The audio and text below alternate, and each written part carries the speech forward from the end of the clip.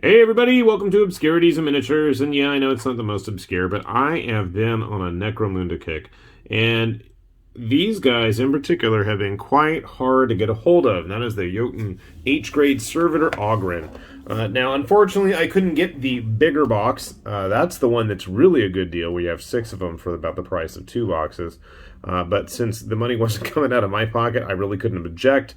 And I am a sucker for the quality of modern GW sculpts, especially when they're big, chunky, thick boys like this. Whether they actually get used in Necromunda or not is an entirely different story, but they are going to be a fun one to build and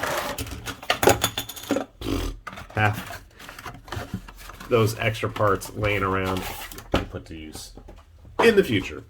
Alright, sadly, we only get 1 sprue. That is a bit of a bummer.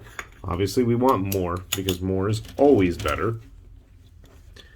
And it looks like we've got a fair amount of bits for just this 1 sprue, thankfully. I know we have a couple of different variant heads on there. You can already see there's 4 heads right here. And I wanted to say that there was a masked version, but that could just be my imagination. It's entirely possible. Aha! There is. Looking at the directions right here, you can see we have a masked head. So, 5 different heads. Not bad. We've got the various arms. We've got those augmentic fists. We've got the storm welder, the spud jacker right here, which is going to be a fun one. We've got the big old turbine. What is this? That clamp right there. That's part of the storm welder, I think. The electrodes and junk right here for the backpack that goes on him. If you want to go with the big thumpy fists, the arc welder, that's what it was called. So to me, you know, it's a basic set of figures for something its size, but I think it's going to be a lot of fun. And we do have the nice 40mm Necromunda bases included as well. My hope is that if there's enough bits left over and if they didn't get weird with the attachment points, I have been wondering just how easily I could slap some of those extra weapon arms on some of the older Ogre bodies. I love the Ogres. Those are still my favorite GW kits, but you know what? Their time in the sun is past. Now is the time of Servitor Ogryn. So let me get these guys put together and we'll see how they turn out. Sit tight. Alright, we got our big boys all put together here. I gotta say, I really dig this model. And I don't know why. It was quite the complex build. Lots of parts in there for, in the end, not an overtly large figure.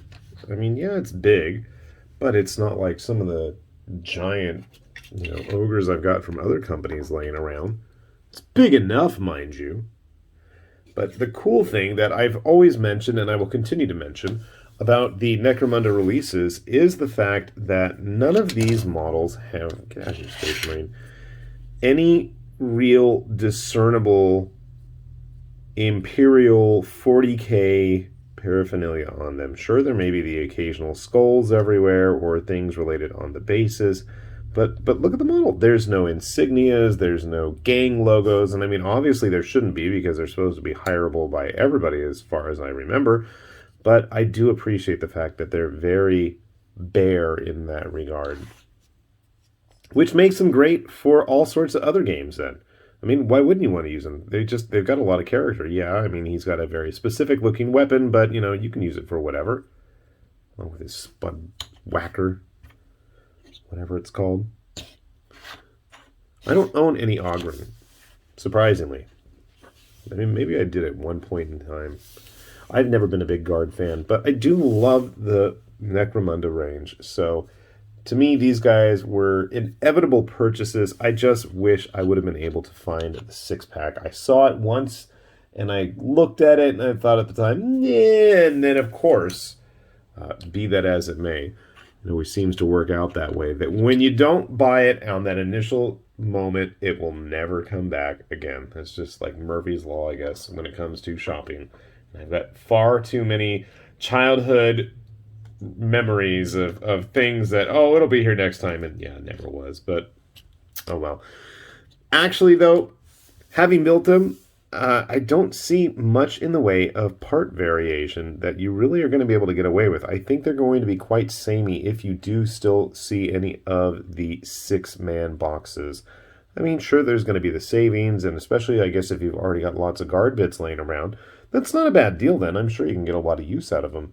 But for me, at least just having a box, especially when the money is not coming out of my own pocket, but, getting credit from the local shop, that definitely helps. So, fun little kit to build, and hopefully, since there's only the 2 of them, I can actually get around to getting them painted in a reasonable amount of time. Reasonable being the magic word, but, we'll give it a try. So, yeah. I would always say, I'll put the link down below, but it's not like the GW stuff is all that hard to find. So, anyway, enjoy it, and hopefully I'm going to wrap things up right now so I can go get these guys primed while there is a dash of sunlight outside on what has been a relatively rainy, cold, and gray California day, which is like once every, 200 days or something. Anyway, with that said, this has been High Lord Tamberlane with Obscurities and Miniatures saying thanks for watching, and we will see you back here soon. Bye-bye.